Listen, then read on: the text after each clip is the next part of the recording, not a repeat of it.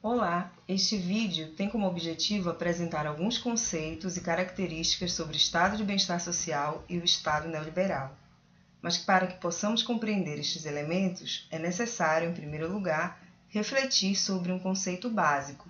Afinal, o que é Estado? Parece um conceito simples, mas dependendo do enfoque que se utiliza ou do contexto em que é empregado, o termo Estado pode possuir inúmeros significados. Desde a célebre frase L'État c'est moi, o Estado sou eu, proferida pelo rei francês Luís XIV no século XVII, como expressão do poder absolutista, até as atuais concepções de Estado democrático moderno, um longo caminho tem sido percorrido. O conhecido dicionário da língua portuguesa Aurélio apresenta 26 definições para o verbete Estado. Entre estas, são duas as que mais se aproximam do entendimento do Estado moderno. Nação considerada como entidade que tem governo e administrações particulares, e governo político do povo, constituído em nação. Por estas definições, podemos construir a noção de que Estado se refere ao governo de um povo, englobando o conjunto de instituições que fazem parte deste governo. O filósofo italiano Luciano Gruppi, em uma de suas obras mais conhecidas, intitulada Tudo Começou com Maquiavel, conceitua o Estado como um poder político que se exerce sobre um território e um conjunto demográfico, isto é, uma população ou um povo. É a maior organização política que a humanidade conhece. Professor e sociólogo português Almerindo Afonso apresenta, a partir de uma perspectiva sociológica, um conceito mais amplo sobre o termo.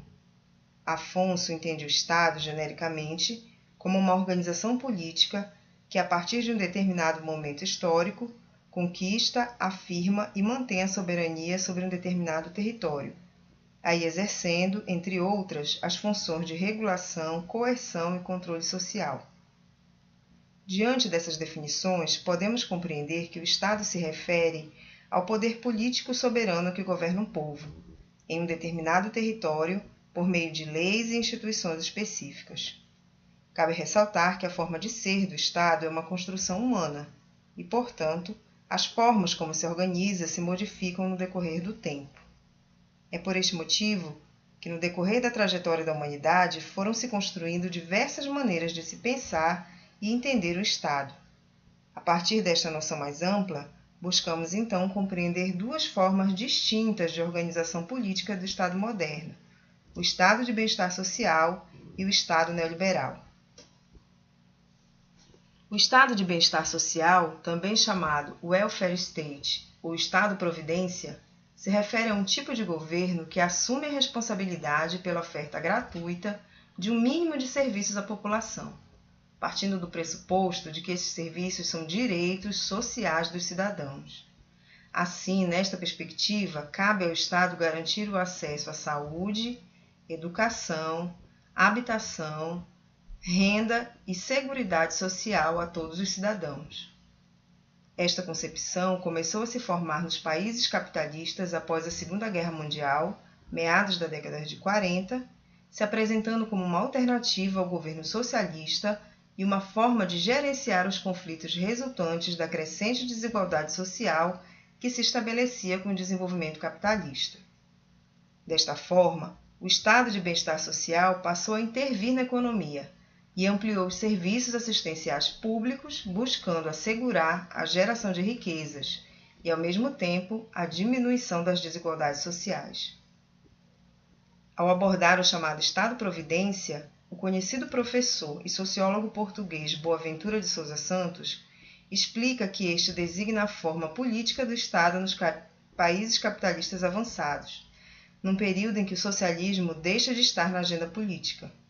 É o resultado de um compromisso ou de um certo pacto teorizado no plano econômico por Keynes entre o Estado, o capital e o trabalho, nos termos do qual os capitalistas renunciam a parte de sua autonomia e de seus lucros e os trabalhadores a parte de suas reivindicações. Essa dupla renúncia é gerida pelo Estado. Isto significa que os trabalhadores aceitam abrir mão de parte de suas reivindicações em troca da obtenção de direitos mínimos negociados com os donos dos meios de produção. Neste processo, o Estado assume o papel de provedor dos direitos negociados a partir dos recursos resultantes desta negociação, ou seja, os tributos arrecadados das empresas e do salário dos trabalhadores são convertidos em recursos que deverão ser destinados ao provimento de bens e serviços que contribuem para o aumento da produtividade do trabalhador, garantindo as condições mínimas para sua sobrevivência e liberando parte do seu salário para o consumo. É importante destacar que o estado de bem-estar social nunca se efetivou plenamente no Brasil, sendo iniciado na década de 30 durante o governo de Getúlio Vargas e durando até meados da década de 80, durante o período militar, quando, contraditoriamente, os mais beneficiados com os gastos públicos em infraestrutura foram justamente os empresários.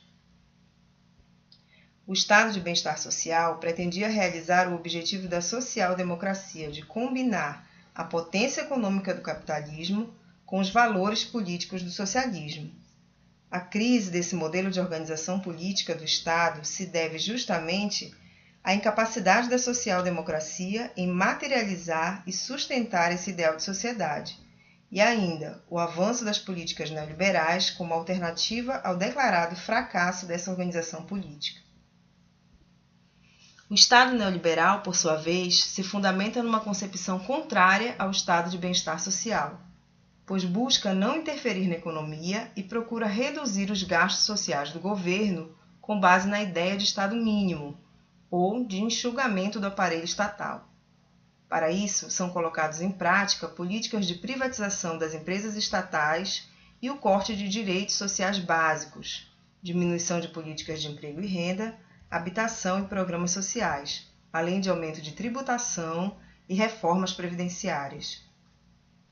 A concepção neoliberal defende a livre ação do mercado e a não intervenção do Estado na economia, considerando as desigualdades sociais como algo natural, inerentes ao processo de adaptação dos homens às leis do mercado. O argumento de que nenhum indivíduo é igual a outro e, portanto, cada um possui diferentes níveis de capacidade é utilizado para justificar as desigualdades de oportunidade entre os indivíduos e as diferenças entre as classes.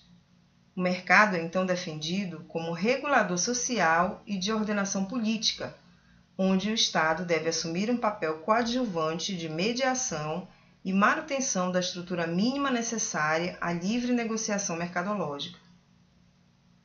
Como bem avalia Harvey, a aplicação dos princípios neoliberais não conseguiu promover o tão propagado desenvolvimento econômico mundial.